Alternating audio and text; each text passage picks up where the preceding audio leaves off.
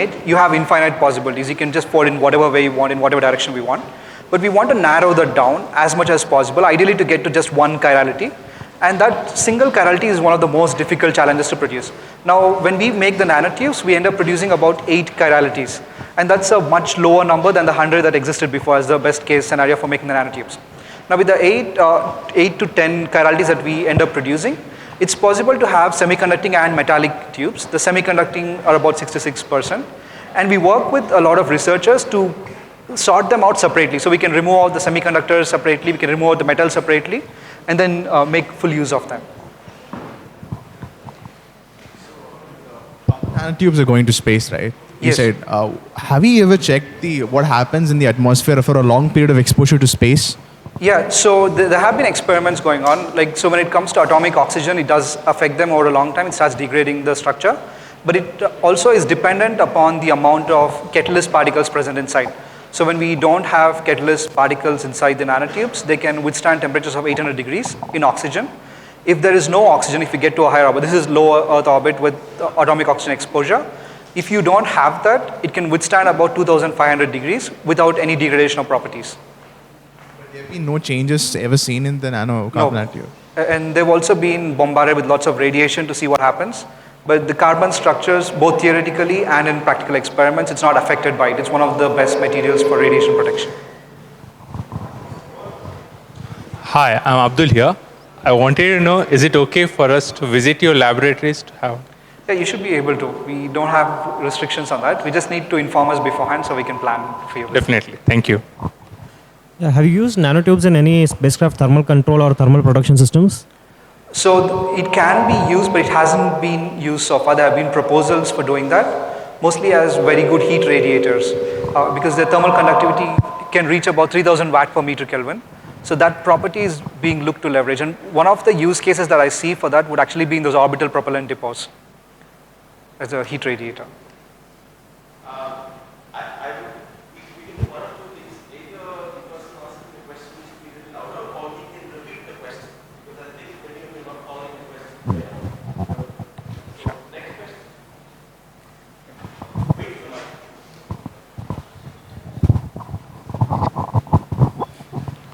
Good morning, sir.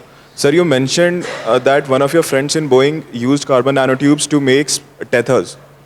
So, and then I think there has been some work on using carbon nanotube tethers for space elevators, but it has been unsuccessful. So, can you please Yeah. So now the tethers, we're looking at different properties. So the question was about the tethers and about how one of my friends was using tethers with the nanotubes.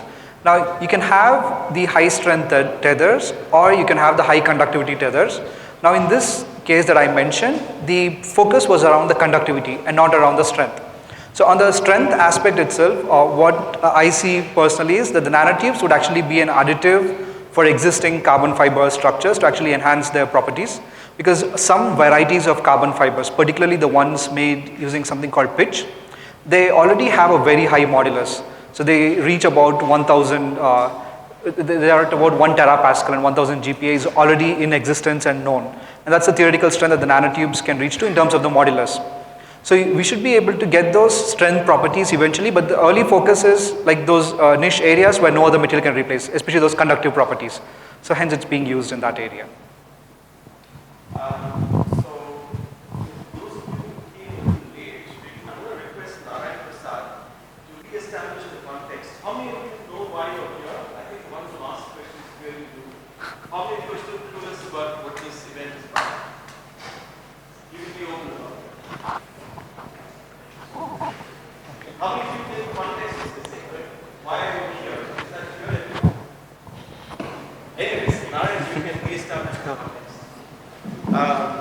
Is your unmuted? Okay. I just want to know before I begin a little bit about how you actually knew about this event. How many of you are here from the Reddit group, the ISRO Reddit group? Okay, and like the NewSpace India channels? And everybody else is from where? Like, how did you get to know? Through whatever. Yeah. Okay. So basically, the event here is actually based on the theme of NewSpace, and I don't know how many of you know what is NewSpace. So NewSpace is not like just a shiny word in that sense, but essentially what we are trying to build is a community of people who will build independent space products and services out of India, and will be able to leverage this as a market for space business and sell these products abroad. So I was just telling before, for the people who arrived a little bit earlier, that in India you only have two kinds of people. One is the ISRO scientists who do research and are employed by the government, or the space industry who are employed by ISRO, but essentially do not have a lot of significant IP of their own. So essentially they just act as manufacturing partners for ISRO. And in case you want to join them, you will be one of the guys who will be involved in manufacturing or day-to-day activities. So what we are trying to build in India is a community of entrepreneurs, innovators, and space enthusiasts who will actually look at starting their own product and service companies that is independent of ISRO or the vendor network of ISRO. But they will use the facilities that are with ISRO and the vendor network to leverage that and the human power potential here in India to build these products. So essentially the lineup of the speakers is a little bit mixed of entrepreneurs, innovators, writers, journalists, so that it gives you a broad perspective of what is happening in NewSpace and what is the way forward. So that's the idea. And the format is very simple, so we don't have the projector on because we did not want to have slides that people would just look at. It's a 15 to 20 minute informal conversation about the person and how they built up whatever they have done, as well as what they're working on, and then loosely 10 minutes of question Q&A so that you can ask whatever you want. So it's left to the speaker how they handle their session. You can also ask them questions whenever you want. But ultimately the idea is to expose the innovation ecosystem of Bangalore and the speakers who have come here from here, and for you to also get to know what is the opportunities like and what is the landscape like in case you want to build your future in the space industry. So that being said, now I'd like to invite Rohan. I think I first met Rohan when he was maybe 20 or 21 years old, 19 years old, yeah. So, and he actually was one of the university students, second or third year, and was interested in space propulsion and rockets and so on. And ultimately he raised some 21 lakhs out of CSR money as a student, 19 or 20-year-old student, to build a thruster for a satellite. And today he has a company that has about 20-25 employees, and he himself I think is not crossed 25. So he's raised recently about 20 crores in venture capital funding. So I'll allow Rohan to talk about what he did, how he did, what are they doing, and so on. Thank you. We just get a quick feel for who's the audience. Yeah. So, how many of you are students? Show of hands. How many of you are working professionals? How many of you are space or related entrepreneurs? How many of you are academics? How many of you are investors with lots of money? There are those. There was one.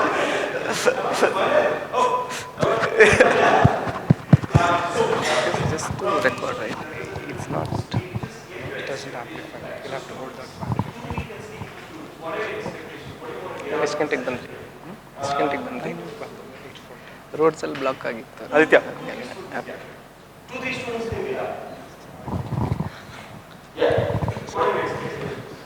Journey ಬಗ್ಗೆ ಮಾತಾಡಿದ್ರೆ ಸಾಕು. Don't make it very technical.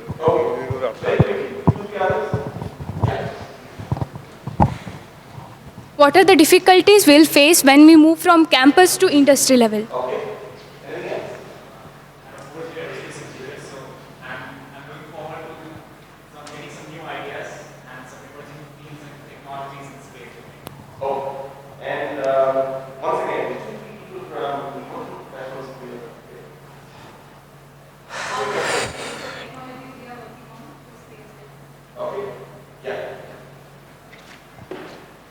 The way I look at it, I'm a working professional. The way I look at it, there's a lot of opportunity that's there for the space community, especially in the Indian context.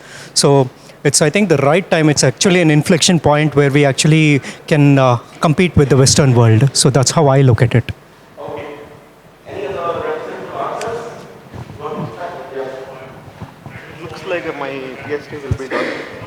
Awesome. Yavaga. So one of the papers that I wrote is accepted, and I asked few changes to be made. So this year only a PhD will be done, right? Mostly by December or January. Dr. NP.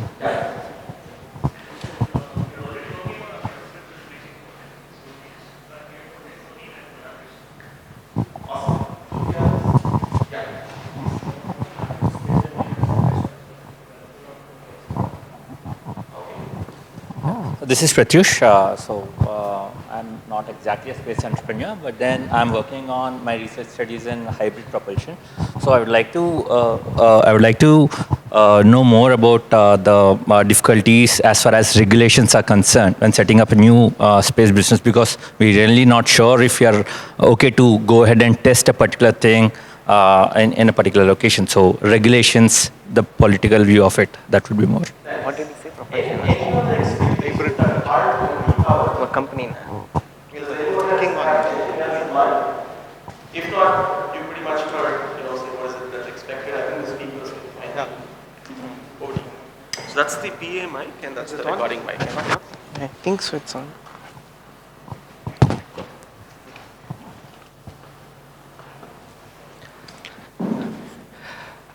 Good morning, one and all.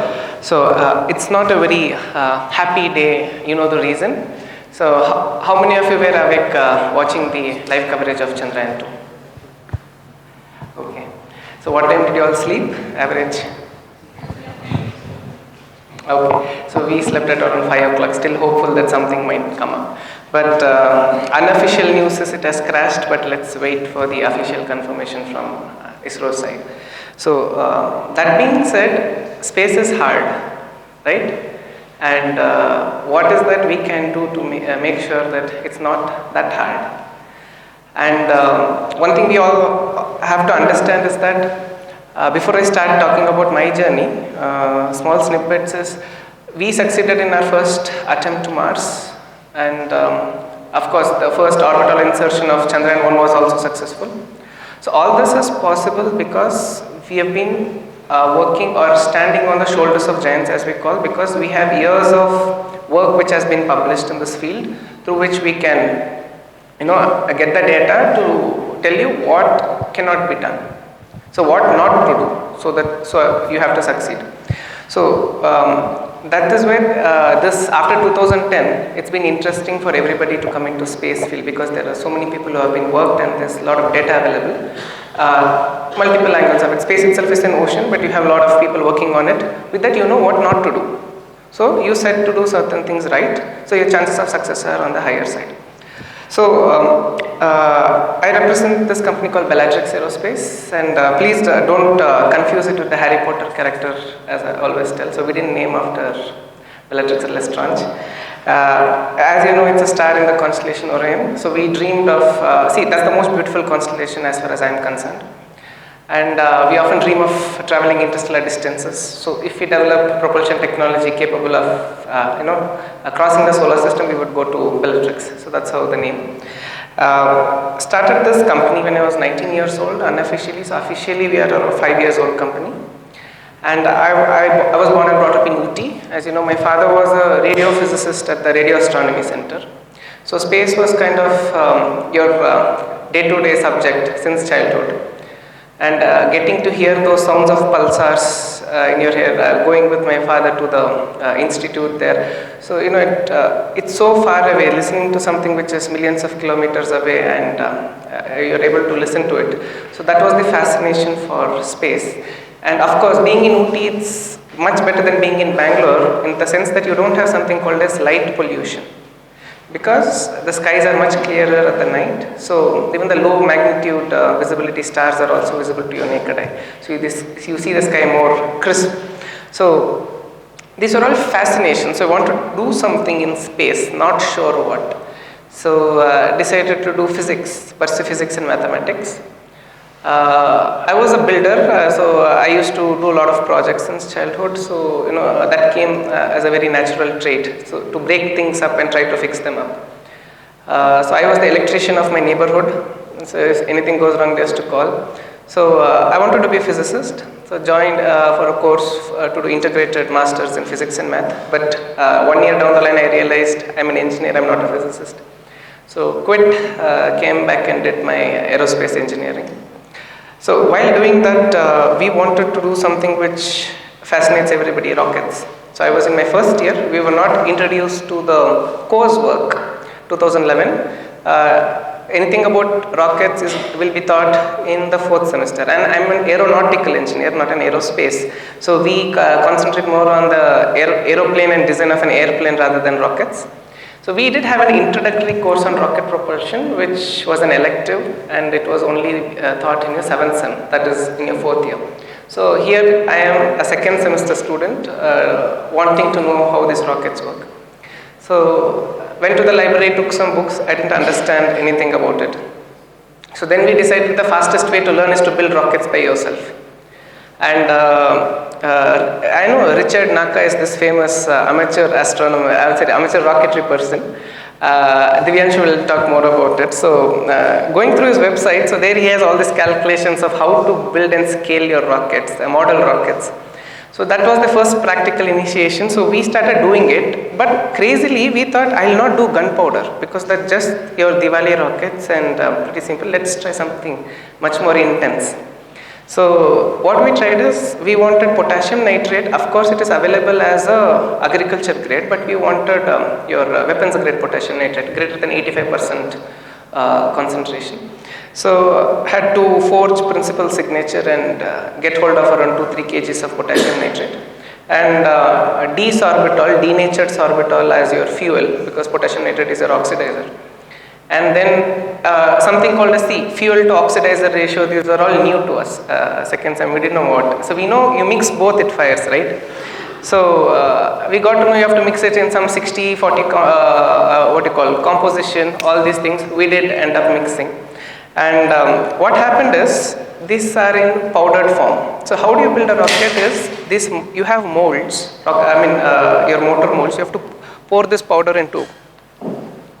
You have to pour this mold into, this fuel mixture into those molds. So for that you have to heat it to 120 degrees. Anything higher will catch fire. So we ended up going to my friends. I was a hostel student. I went to a day scholar's house where he used to stay with his grandmother. So there was an induction stove where you could set 120 degrees. So we started mixing this, but as you have it, while mixing, there was a very terrible fire because we went haywire with our O/F ratio mixtures and it caught fire. My hand was completely burnt, my chest was burnt, underwent a 3-time plastic surgery. This was in 2nd semester. And somehow topped the class also in 2nd semester, was not able to write in my right hand. So that was the journey, but that didn't set us up, didn't set us back. So we thought, I personally thought, this is a learning experience and space is hard, so I have first-hand experience. So let's do something much better. But I'll not do rockets. So started reading more about the subject on my own. And it was decided, see, Musk was coming in a very big way, so he was having string of successes. And we started to see space more as an industry. So I started asking this question because I always wanted to go to Princeton to pursue my master's and PhD. Because I wanted to do something in in-space propulsion and there was a course available there. And started talking with the professor and things started going good. But slowly down the line, we started seeing space as an industry. And I asked a question to myself, being an Indian citizen, are you allowed to work on critical defense projects in the US if you join NASA? So the answer was no. If I join ISRO, will I get to do what I want to do? I will, but I should at least cross 40 years of age, rise to a position of at least scientist G, and above where you have your own, become a project director, you have your own project or you can propose and take things up. So, but young people, blood boils, we want to do something.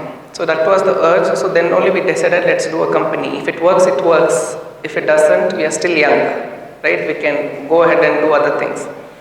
So all this was in 2011 after the accident. So when you're sitting idle, you think.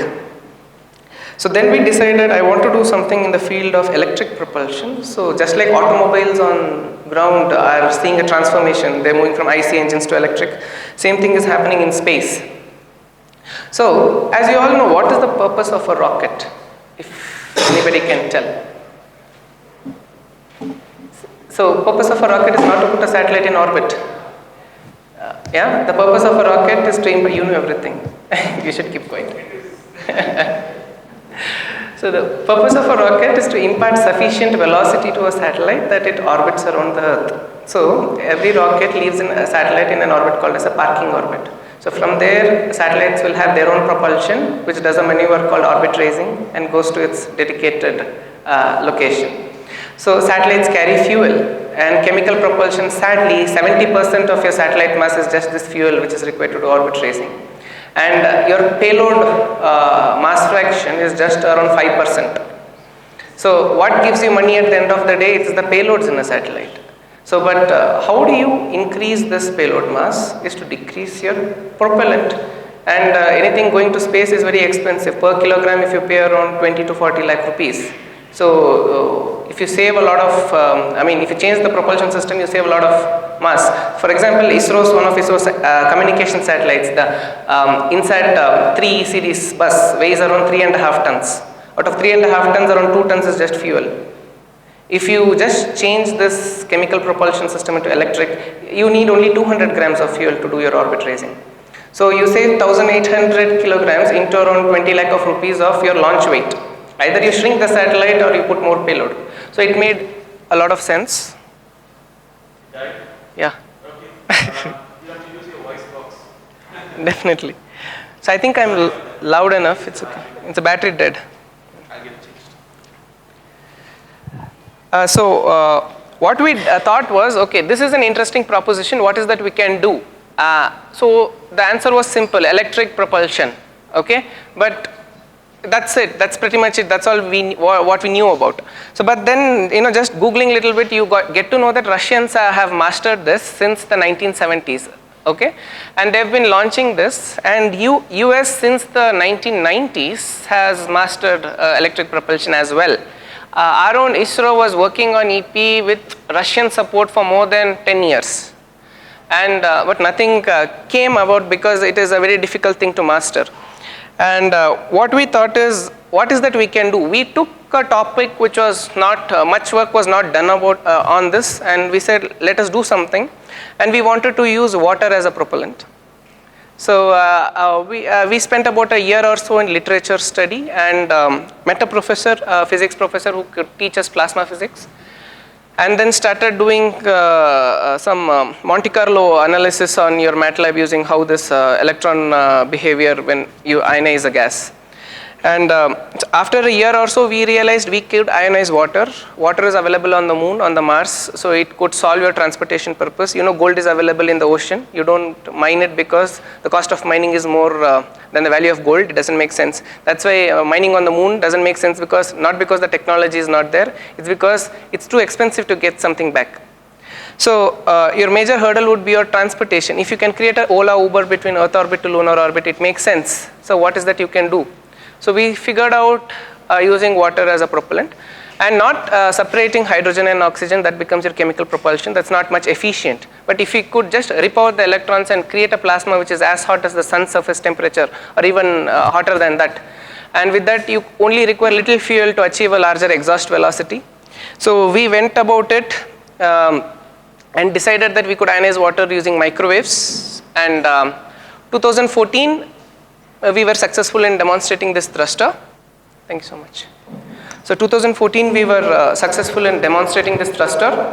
But where do we get the money?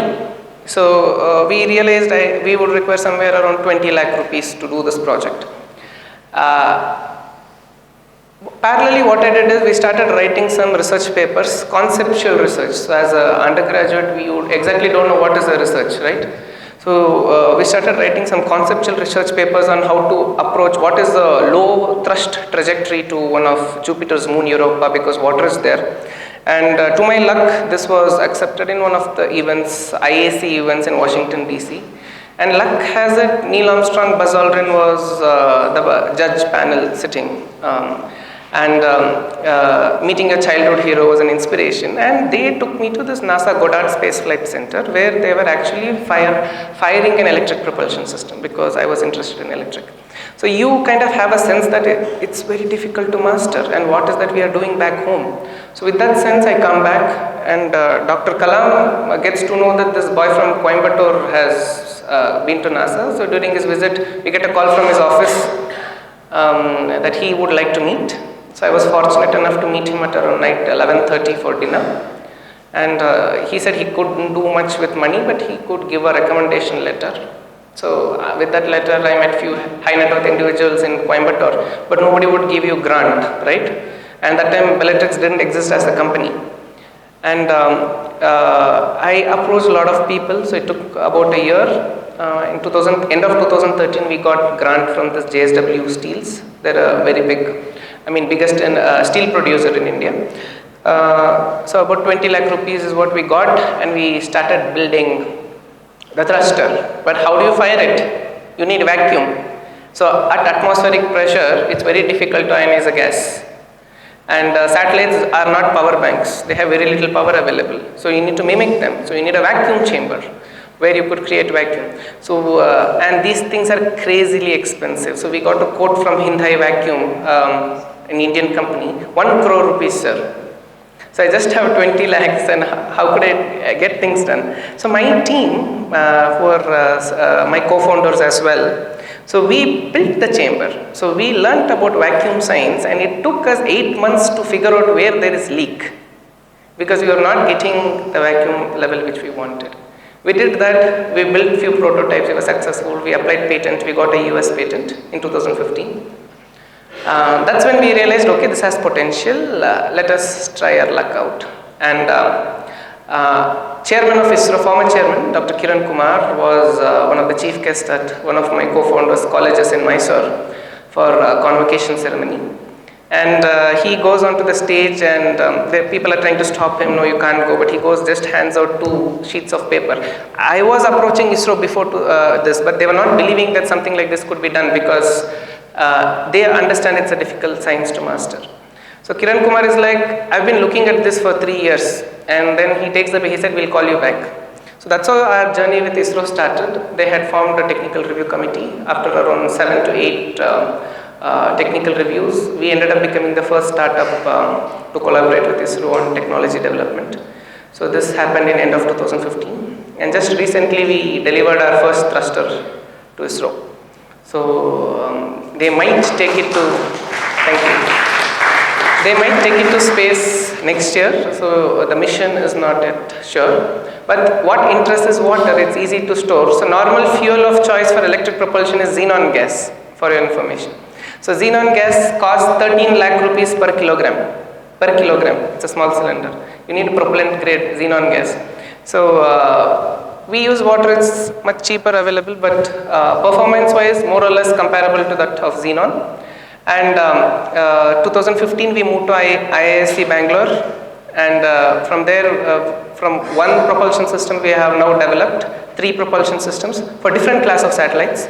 And one thing we understood, one technology can't cater to the needs of satellite propulsion. So for small satellites all the way to heavy satellites, so we have 3 classes of thrusters. So I'm happy to say all the 3 have been complete, and our 4 patents have been applied. So we are a team of around 20 now. I started with 4, and just recently raised investment, and Deepika Padukone was happy to invest as well. And that being said, our next goal is, next year we will be taking all these 3 thrusters to space qualify them. And we have been working with friends in India for doing satellites where they can launch up payloads, and friends from abroad to ensure that we are space qualified, get that tag next year, and hopefully expand the team. And we are not a rocket propulsion company, we are an in-space propulsion systems company, that's how I say. And our larger goal is to reduce the cost of transportation from Earth orbit to higher orbits and from Earth orbit to interplanetary orbits. And we'll remain a lean and mean team. So if any, and we have started hiring, and if any one of you are interested, please write to us. Thank you so much.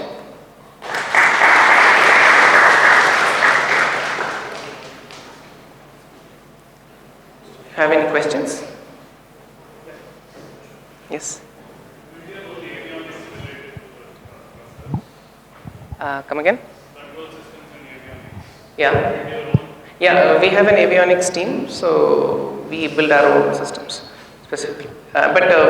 See, we do not need something like which can command the thruster. All we need is an electronics which can power the thruster. So we work on power electronics. So embedded stuff, we collaborate with industry. There are two recording lights somewhere disappear in that room. So please use the mic to ask that way we take a question recording. Yes? There are two recording lights. There is two here. Okay. After you're done, pass it to Yeah, sure. When the satellite is put into orbit, so when the satellite is put into orbit and then it undergoes the gravitational attraction with the, it powers with the gravitational field of Earth. But when it runs out of energy, how does it work further? How does the satellite get energy after it runs out of its See, it depends. If you're in higher orbit, see, 300 kilometers where or 400 kilometers where the space station is, it's not technically fully space. You're still in the Earth's ionospheric regime. So you travel at around 28,000 kilometers per hour. So even atmospheric particles which are light enough, at that speed will cause sufficient drag. So when you have drag, your orbital velocity decreases, Earth's gravity tries to pull you down. So there you have something called as apogee kick motors which keep adding that incremental velocity which is lost. But when you go to higher orbits, this effect is not much seen. Okay? And it's all Newton's law. Your classical mechanics only works. So there's no external force to stop you. So your acceleration over a period of time, you continue to accelerate. So once you run out of fuel, you keep position there, but that's for orbit raising. But there's another thing called your attitude control. So if you're at your geostationary orbit, your solar panels are so huge. So there is a solar wind. So your satellite keeps on drifting. So that pointing accuracy will not be there. So that's why the life of a satellite, they say 10 years. It's not because the electronics is dead or the battery is dead. It's because the fuel is depleted so that it cannot station itself. So the thrusters that you're building, are they throttleable? And if they are, how do you do that? How do you throttle them? Electric propulsion systems, so unlike chemical, you just vary your mixture rate and then you control your thrust. But at electric, what you do is you vary your electric field, the potential which you apply, and proportional to that you get a thrust. But yes, they are throttleable. What's the range of the... Yes. See, that's a good question, Divanshu. So others, you might think that electric rockets are as powerful as chemical rockets. And